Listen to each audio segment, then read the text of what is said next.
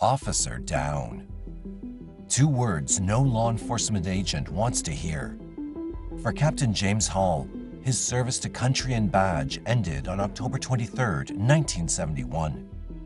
The case remained cold for 51 years until old and new technology combined to open a case involving prison escapes and identity changes.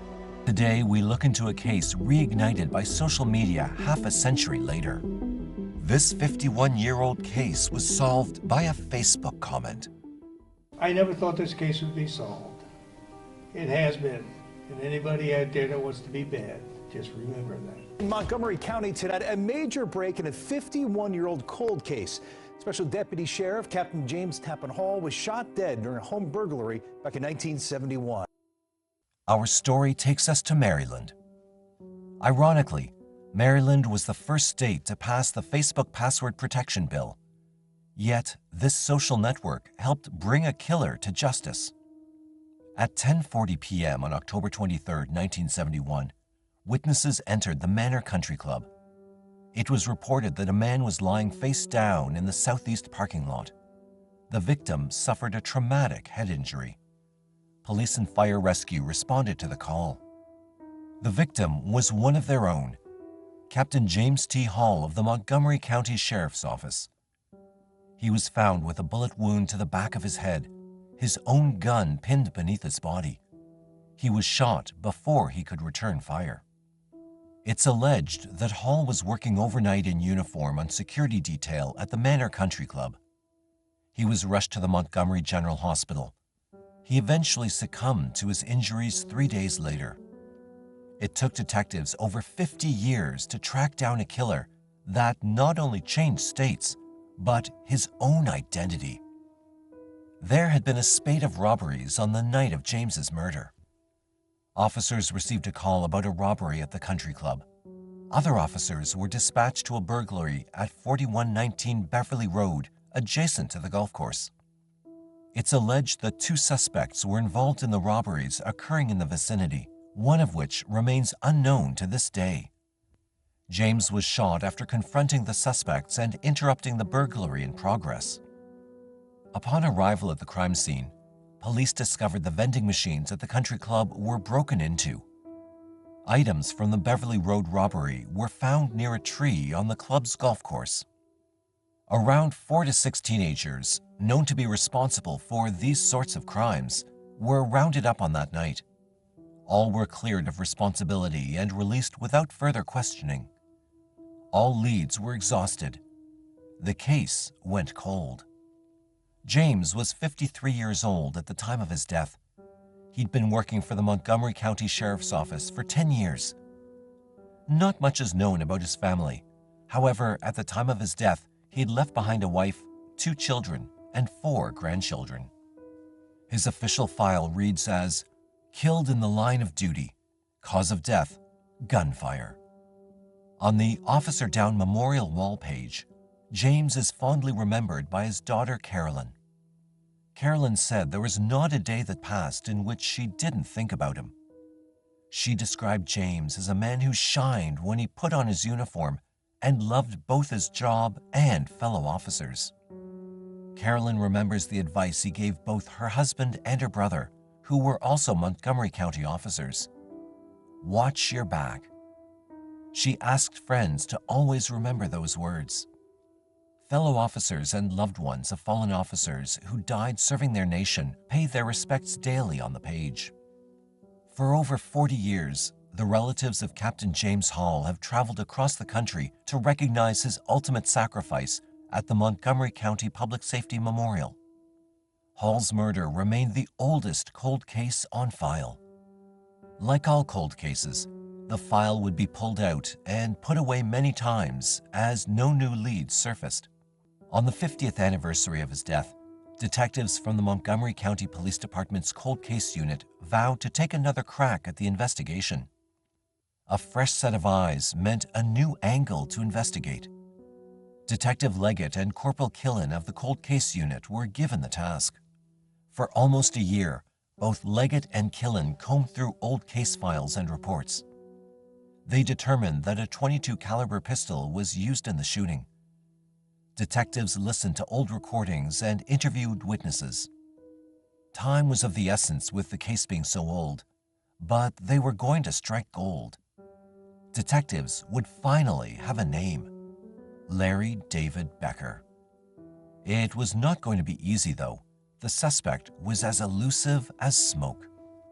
When investigators reopened the case, an old reel-to-reel tape was uncovered as part of the evidence. The FBI were tasked with converting the audio. Investigators stumbled upon a bombshell discovery. The recording was of an interview conducted back in 1973. The voice belonged to Larry David Becker, who was 22 years old at the time. He was a person of interest, but not a suspect. On the recording, Becker revealed he had been present during the killing of James Hall. Becker stated the exact number of times Hall had been shot, a detail withheld from the public. Something only the killer would know. At the time, according to police documents, Becker told the investigators he would cooperate if he could receive consideration for leniency on unrelated charges. Police were not looking at Becker as a suspect. The interview was routine as he was involved in criminal activity during that period. Becker was already serving time in jail with his brother for other petty crimes. Becker, too, did not realize the weight of the confession he made during that interview. Records don't indicate if Becker served any more time in jail since the taped interview. His criminal activities, though, seemed to have toned down. Initially, Becker was not a suspect in Hall's murder, but police now believe they had their killer. Yet, tracking Becker was going to be a problem. In the midst of the investigations, detectives discovered that Becker had changed his last name in 1975. He was now using the alias Larry David Smith. Larry may have dropped his last name, but social media has a way of bringing back the past. Detectives were able to use Facebook to find Larry Smith. While researching his account, several comments were made referencing a high school he attended in Aspen Hill, Maryland. Photos were used for verification, and officials finally had their proof. Larry David Becker was living as Larry David Smith in upstate New York. Leggett and Killen made their way to upstate New York to meet with Larry Smith in September 2022. Upon arrival, they were met with a 70-year-old man living in an assisted living community in a rural town. Larry confessed to the killing. He explained that during the robbery in 1971, he was interrupted by Hall and fired once. He alleged it was an accident and he did not know the wound was fatal. Larry told detectives that Hall approached him while he was moving stolen goods from a nearby property to a getaway car. In order to escape, he fired a shot at Hall's head and ran. Larry said that he ran through as many backyards as possible to evade police at the time. According to charging documents, Larry asked the detectives to apologize to Hall's relatives for the killing. Not much is known about Larry David Smith, aka Becker. Larry was adopted by a family in Rockville, Maryland. He and his brother both had extensive criminal histories by the time they were teenagers. At the time of the shooting, Larry had been homeless, sometimes living with friends or in the woods. In 1973, Larry and his brother were each incarcerated for other crimes. On March 31st of that year, they both managed to escape from prison. The elusive duo managed to evade authorities and remained on the run for 5 days before being recaptured. Detectives determined through court documents that, in 1975, Larry changed his last name from Becker to Smith. Larry was in his mid-20s at the time. Smith was the surname of his biological parents. He then moved 300 miles away to Little Falls, New York. After changing his name from Becker to Smith, he remained anonymous. Larry lived a truly uneventful life according to his neighbors. Here he lived until his arrest on September 1st, 2022. Investigators Leggett and Killen applied for an arrest warrant and received it on September 1st, 2022. Larry went without a fuss. Having waived extradition, Larry was taken back to Maryland to face charges for the first-degree murder of Captain Hall. Becker is currently being held without bond at the county jail. He's expected to appear in court for a preliminary hearing on October 7th, 2022. State Attorney John McCarthy said Becker could face a maximum penalty of life imprisonment. For Captain Hall's family, finding his killer has finally brought an end to a half-century of questions. Both Hall's children, Melvin and Carolyn, expressed their gratitude to law enforcement for solving the case. In interviews, Carolyn stated that she had kept up with the department regarding her father's case. The status remained uncertain even though they were actively working on the case. She encouraged others who were missing loved ones to keep after the police and sheriff's departments as they're there to help.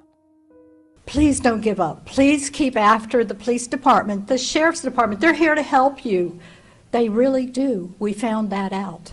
Melvin said he was shocked to get a call telling him the case had been solved. He had given up hope after 50 years of waiting. I never thought this case would be solved. It has been, and anybody out there that wants to be bad, just remember that. He regrets that his father did not get the chance to meet the younger generations of the family and develop his own relationships with them. Hall's children both said that closure was not the word they would use to describe the solving of the case. Carolyn was glad to know the person responsible for her father's death was caught. He did something terrible, and that's what makes me happy that he's been caught, she said. Melvin said he would not be satisfied until Becker was prosecuted. There's no such thing, in my opinion, as closure. I hope he had a miserable life. I know that's a bad thing to say, being a Christian, but he killed my father, and he should pay for it, he said. Hall is fondly remembered by those who knew him. Montgomery County Sheriff Darren Popkin spoke at a press conference held on September 7, 2022. He remarked about the dedication of the Hall family and their unwavering support throughout the years. In May 2023, when we gather again for the Police Memorial Week, perhaps Jim will be resting a little bit more peacefully, he said. The investigation of Larry David Becker is ongoing, and witnesses are urged to contact the Montgomery County Sheriff's Office with any related information. For Captain James Hall, his watch ended on the night of October 23, 1971.